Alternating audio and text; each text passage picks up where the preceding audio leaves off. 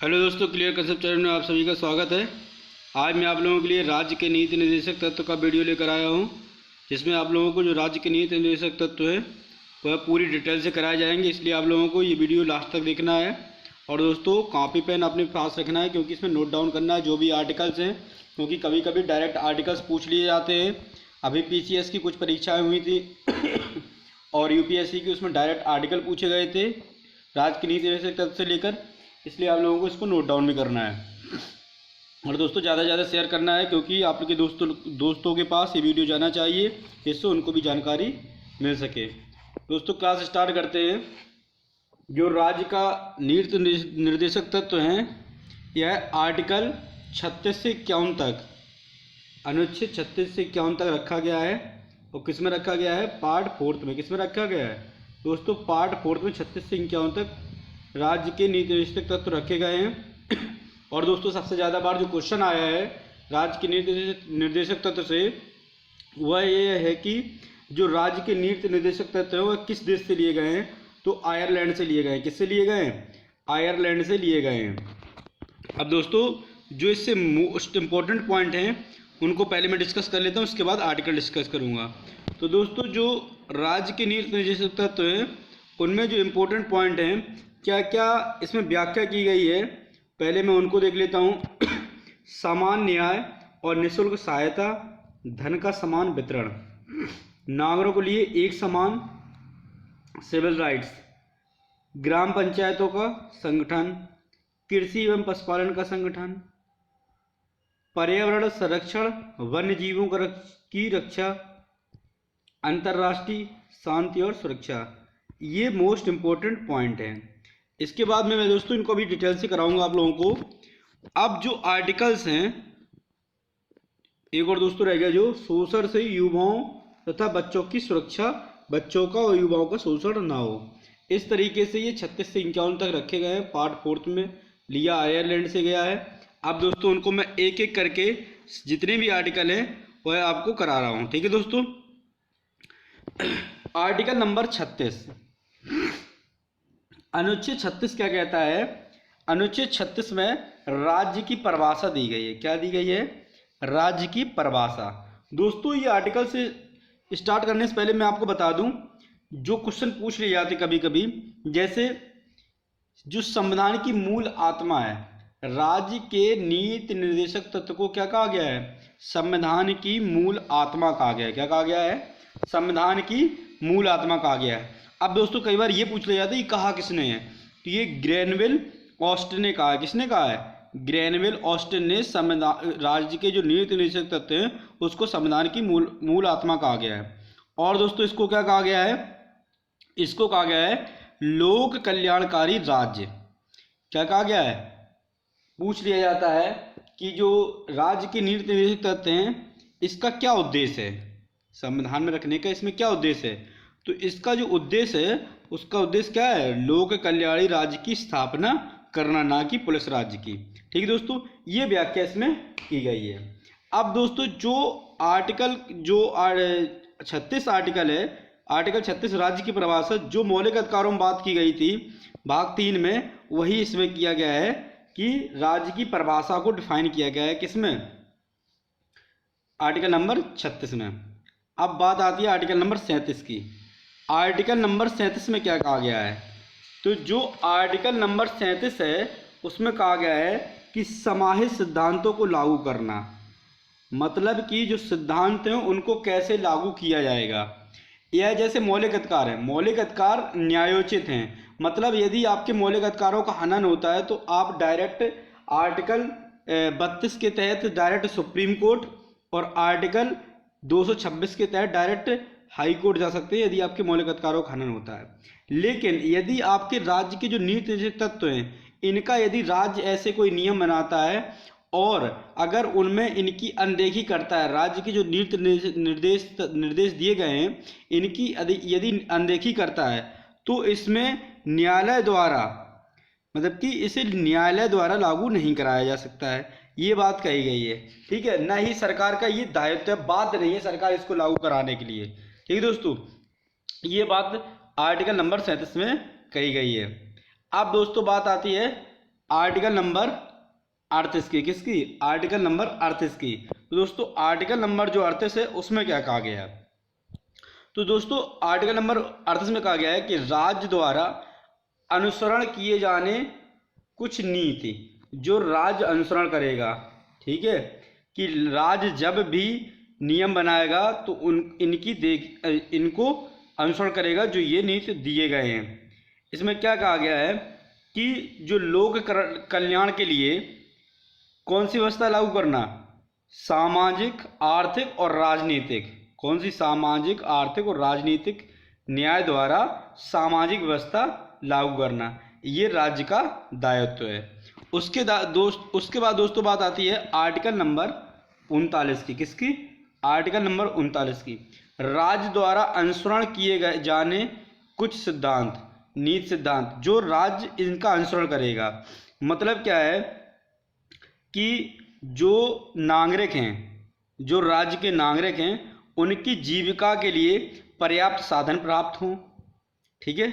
दूसरा दोस्तों, पुरुष और स्त्री को समान कार्य के लिए समान वेतन दिया जाए। ऐसा नहीं है कि अगर पुरुष है तो कुछ वेतन दिया जाए, एक ही कार्य दोनों कर रहे हैं, स्त्री है तो कुछ और वेतन दिया जाए। इसलिए ये सुरक्षित करता है कि जब भी राज्य कुछ ऐसे नियम बनाए तो इन निर्देशों का ध्यान रखे, ठीक है दोस्तों। और क्या कहा गया है कि जो बालक हैंगे, जो छोटे बालक हैं, उनको उनके स्वास्थ्य, उनके विकास, उनकी शिक्षा की संरक्षण देता है। इस बात के लिए आर्टिकल नंबर 29 में कहा गया है। अब दोस्तों कुछ आती है बात आर्टिकल नंबर 39 में ही एक आर्टिकल रखा गया है जो मौलिक अधिकारों का कुछ ही रूप है। वो क्या है कि दोस्तों आर्टिकल नंबर जो 39A है उसमें कहा गया है समान न्याय और निःशुल्क कानूनी व्यवस्था। समान न्याय और निःशुल्क कानूनी व्यवस्था है। इसमें दोस्तों ये कहा गया है कि जो गरीब लोग हैं, चाहे गरीब हो चाहे अमीर हो, सभी को निःशुल्क विधिक सहायता दी जाएगी, ठीक है। जब वो अपने कुछ अभियुक्ता हायर करते हैं तो उनको निःशुल्क कानूनी सहायता मिले। ये बात अनुच्छेद का में कहा गई है, ठीक है दोस्तों। इसके बाद बात आती है दोस्तों आर्टिकल नंबर 40 की, किसकी? आर्टिकल नंबर 40 की, जिसमें कहा गया है ग्राम पंचायत का संगठन।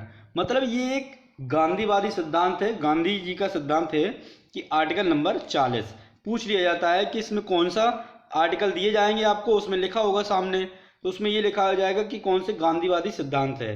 तो ये आर्टिकल नंबर 40 है गांधीवादी सिद्धांत है, जिसमें कहा गया है कि ग्राम पंचायत का संगठन। मतलब दोस्तों जो ग्राम पंचायत हैं उनका संगठन किया जाए, गठन किया जाए, और क्या हो दोस्तों, उनको कुछ शक्तियाँ, जो इम्पोर्टेंट शक्तियाँ हैं वह प्राप्त हों, और स्व सरकार बनाने की, इकाई करने की उनको शक्ति प्राप्त हो।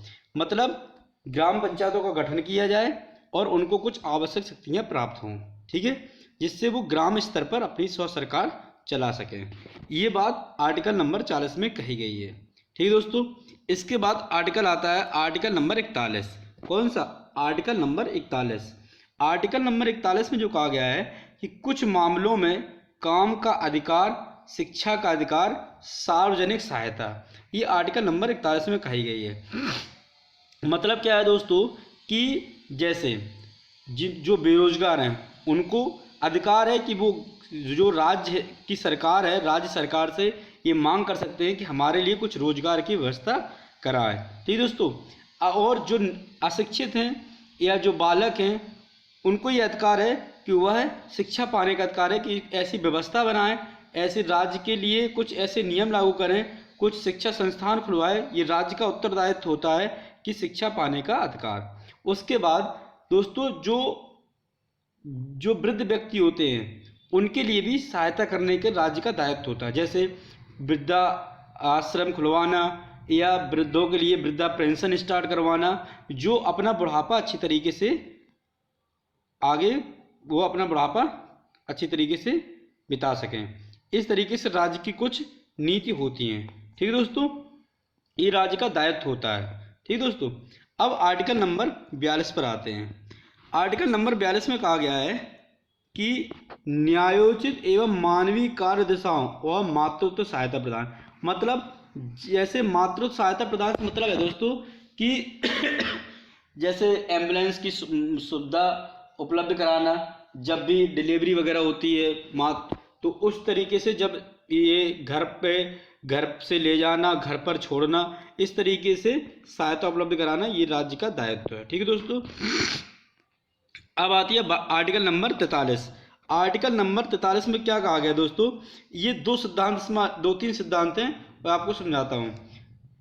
एक तो है कर्मचारियों को निर्वाह वेतन, ये आर्टिकल नंबर 43 का आ गया। इसमें 2-3 आर्टिकल हैं। ठीक है, तो आर्टिकल नंबर जो सिद्धांत ये है, ये समाजवादी सिद्धांत है। आर्टिकल नंबर जो 43 है, ये जो राज्य के नीति निर्देशक तत्व हैं, इनको 3 भागों में बांट दिया गया है, इनका वर्गीकरण किया गया था। 3 कौन कौन से थे, एक समाजवादी सिद्धांत, एक गांधीवादी सिद्धांत और एक उदार बौद्धिक सिद्धांत। 3 सिद्धांतों में बांटा गया था। तो जो कर्मचारियों को निर्वाह वेतन है, ये एक समाजवादी सिद्धांत है। कौन सा है, समाजवादी सिद्धांत। इसमें क्या कहा गया है कि जो सभी जितने कर्मचारी हैं उनको जो भी निर्वाह मजदूरी दी जाए, जो उन्होंने कार्य किया उसके लिए उसका पैसा उनको मिलना चाहिए। ठीक है, और उनको शिष्ट जीवन, अच्छा जीवन स्तर होना चाहिए, सामाजिक और सांस्कृतिक अवसर मिलना चाहिए। ठीक है, उनके साथ कोई भेदभाव नहीं होना चाहिए। ये मतलब कि आर्टिकल नंबर 43 में कहा गया है। अब आती है बात आर्टिकल नंबर 43A। अब देखो यहीं पे 43 में और 43A में अंतर है। जो ये 43 है आर्टिकल नंबर, ये समाजवादी सिद्धांत था। ठीक है, और आर्टिकल नंबर जो 43A है, जो 43A है, ये भी कौन सा है, समाजवादी सिद्धांत है। इसमें ये कहा गया है कि जो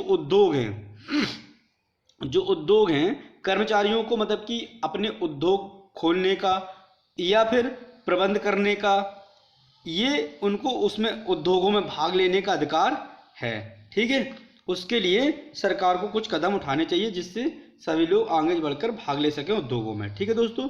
इसके बाद आर्टिकल नंबर 43B। जो आर्टिकल नंबर 43B है, कौन सा, आर्टिकल नंबर 43B, ये गांधीवादी सिद्धांत है। कौन सा है, गांधीवादी सिद्धांत। इसमें क्या कहा गया है कि जो सहकारी समितियां हैं उनका स्वैच्छिक गठन, ठीक है, और स्वयं संचालन करने का अधिकार होना चाहिए। ठीक है, और उनको मतलब कि प्रबंध करने का भी अधिकार होना चाहिए। ये बात 43B में कही गई है। जो सहकारी समितियां हैं या जो उद्योग धंधे हैं, इस तरीके से उसमें बात की गई है, किसमें, 43B में। अब बात आती है आर्टिकल नंबर 44 की। ठीक है, किसकी बात आती है, आर्टिकल नंबर 44 की, नागरिकों के लिए समान नागरिक संहिता। ठीक है, कि इसमें क्या कहा गया है कि भारत के समस्त राज्य क्षेत्र में नागरिकों के लिए एक समान सिविल मतलब संहिता बनानी जानी चाहिए। चाहे वो बड़ा हो, छोटा हो, अमीर हो, गरीब हो, किस जात का, इससे कोई मतलब नहीं होना चाहिए। सभी के लिए समान सिविल राइट्स होने चाहिए। ये बात आर्टिकल नंबर 44 में कही गई है। अब बात आती है आर्टिकल नंबर 45 की। आर्टिकल नंबर 45 में क्या कहा गया है, और ये दोस्तों आर्टिकल नंबर जो 45 है, ये डायरेक्ट पूछ लिया जाता है, कई बार रिपीटेड पूछ लिया जाता है, क्योंकि ये एक मौलिक अधिकार भी है। 21A। ठीक है, बालपन मतलब कि 6, किससे, जो सभी बालकों को 14 वर्ष की आयु पूरी करने तक निःशुल्क शिक्षा अनिवार्य है। मतलब कि जो 6 से, उसमें कुछ डिफाइन कर दिया गया। इसमें कहा गया है 14 वर्ष की आयु के पहले। अब उसमें ये डिफाइन किया गया है कि जो 6 से 14 वर्ष की आयु के बीच के बच्चे होंगे, इनको निःशुल्क शिक्षा दी जाएगी। ये आर्टिकल नंबर 45 में कहा गया है। यही 21A में मौलिक अधिकार जो दिए गए हैं, उसमें 21A में इसको रखा गया है। संविधान संशोधन 82वां संविधान संशोधन 2003 के तहत। ठीक है दोस्तों। इसके बाद दोस्तों बात आती है अगला 46 46वें संविधान संशोधन में क्या कहा गया, 46वें आर्टिकल में क्या कहा गया है। अनुसूचित जाति, अनुसूचित जनजाति का कमजोर वर्गों के शैक्षिक और आर्थिक हितों को बढ़ावा देना। मतलब जो अनुसूचित जाति और अनुसूचित जनजाति के लोग, जो कमजोर वर्ग हैं, इनमें इनके लिए शैक्षिक और आर्थिक, मतलब कि इनकी शिक्षा के लिए बढ़ावा कर देना। ठीक है, और इनकी आर्थिक मदद करना। ठीक है दोस्तों, इसके लिए आर्टिकल नंबर 46 में कहा गया है। ठीक है, जो जिनके इनको शोषण ना हो, इनकी जो शिक्षा है, समाज में शिक्षा मिले, निःशुल्क शिक्षा दी जाए, और इनके जो आर्थिक हितों के लिए उनको प्रोत्साहन दिया जाए। ठीक है, और इनके साथ सामाजिक अन्याय ना हो, इनके साथ शोषण ना हो, इस तरीके की सुरक्षा किसमें की गई? आर्टिकल नंबर 46 में अनुसूचित जात और अनुसूचित जनजाति के लिए व्याख्या की गई है। अब बात आती है आर्टिकल नंबर 47। ये भी दोस्तों गांधीवादी सिद्धांत है, और ये जो 47 आर्टिकल 47 ये भी गांधीवादी सिद्धांत है। ठीक है, ये 46, 47, 48 तीनों गांधीवादी सिद्धांत है। ठीक है, तो आर्टिकल नंबर 47 कहता है पोषाहार का स्तर सुधारने, जीवन स्तर सुधारने, जन स्वास्थ्य की स्थिति बेहतर करने के लिए सरकारी कर्तव्य। ठीक है, सरकार के सब कर्तव्य है कि जो राज्य का पोषण स्तर है उसको सुधारने के लिए कुछ नीतियां बनाना। ठीक है, और जैसे जो नशीली दवाएं होती हैं, ड्रग्स वगैरह होते हैं, इन सब पर प्रतिबंध लगाना। ठीक है, ये नहीं है कि ये खुलेआम चल रहे हैं सबको, जैसे अभी बिहार में प्रतिबंध लगा दिया गया है, तो इस तरीके से जो नशीली दवाएं हैं उन पर प्रतिबंध लगाना। ठीक है, और जीवन स्तर में सुधार लाना, ऐसे कुछ नीति निर्देशक बनाना चाहिए राज्य के द्वारा। ठीक है दोस्तों, इसके बाद बात आती है आर्टिकल नंबर 48 की। 48 में कृषि और पशुपालन संगठन, इसमें बात की गई है। ठीक है, जैसे गाय, बछड़ा और दुधारू पशु पर बलि न दी जाए इनकी, ये भी आर्टिकल नंबर इसमें आर्टिकल नंबर 48 में बात की गई है। ठीक है, और उनकी जो नस्लें वगैरह होती हैं, जो गाय भैंस होती हैं, इनकी नस्लें होती हैं, उनकी नस्लों में सुधार किया जाए, इस तरीके की बात आर्टिकल नंबर 48 में की गई है। ठीक है दोस्तों, अब आती है 48 number 48A, article number 48A। 48A में क्या कहा गया है? इसमें पर्यावरण संरक्षण और वन जीवियों की सुरक्षा जो आर्टिकल नंबर 48 है उसमें पर्यावरण की सुरक्षा की बात की गई है। किसकी बात की गई है? पर्यावरण सुरक्षा की बात की गई है और वन्य जीवियों की सुरक्षा की बात की गई है। ठीक है, जैसे उनका अवैध व्यापार शिकार ना हो, ठीक है, व्यापार किया जाता है, इस तरीके से उन पर रोक लगाना। ठीक है, जो इंडेंजर्ड कैटेगरी में आते हैं। ठीक है दोस्तों, तो ये आर्टिकल नंबर 48A में कही गई, ये भी बहुत इंपॉर्टेंट है, कई बार पूछ लिया गया है कि पर्यावरण की सुरक्षा आर्टिकल किस आर्टिकल में रखी गई, तो 48A। ठीक है, 48 दे देगा तो आपको कन्फ्यूजन हो जाएगी। ठीक है दोस्तों, तो अब आर्टिकल नंबर आता है 49। ठीक है, ये उदार बौद्धिक सिद्धांत है। आर्टिकल नंबर 49 में क्या कहा गया है कि स्मारक और राष्ट्रीय महत्व के संस्थानों और वस्तुओं का संरक्षण, जो भी स्मारक हैं और जो राष्ट्रीय महत्व की वस्तुएं हैं उनको सुरक्षा प्रदान की जाए। ठीक है, ये बात किस में की गई? आर्टिकल नंबर 49 में की गई है। ठीक है, तो ऐसी जो भी कलात्मक वस्तुएं हैं, ऐतिहासिक स्मारक हैं, ठीक है, उनका संरक्षण किया जाए। उसके बाद आती है दोस्तों बात आर्टिकल नंबर 50 की। आर्टिकल नंबर जो 50 है वो कहता है न्यायपालिका का कार्यपालिका से अलगाव। ठीक है, जो न्यायपालिका है, ठीक है, राज्य की जो लोक सेवाओं में न्यायपालिका को कार्यपालिका से पृथक करना। जो न्यायपालिका है और कार्यपालिका है दोनों का पृथक होना चाहिए, एक दूसरे में इंटरफेयर नहीं होना चाहिए। ठीक है दोस्तों, वह अपने जो न्यायपालिका है वो अपने जो सिद्धांत उसके हैं और वो अपना सिद्धांत लागू कर सके, और जो कार्यपालिका है वो अपने सिद्धांत लागू कर सके, दोनों को एक दूसरे पर वर्चस्व ना हो। इसके बाद दोस्तों बात की गई है आर्टिकल नंबर 51 किसकी? Article number 51। इसमें कहा गया है कि अंतर्राष्ट्रीय शांति एवं सुरक्षा को प्रोत्साहन, मतलब कि जो अंतर्राष्ट्रीय शांति और सुरक्षा के लिए राष्ट्रों के बीच जो न्यायपूर्ण सम्मानपूर्वक ऐसे संबंध बनाए रखें। ठीक है, और ऐसी विधि और ऐसे प्रति दूसरे राष्ट्रों के प्रति आदर बढ़ाना, अंतर्राष्ट्रीय की जो विवाद हैं वो एक राष्ट्रीय स्तर पर सुलझाना, इस तरीके की बात इसमें की गई है, आर्टिकल नंबर 51 में की गई है।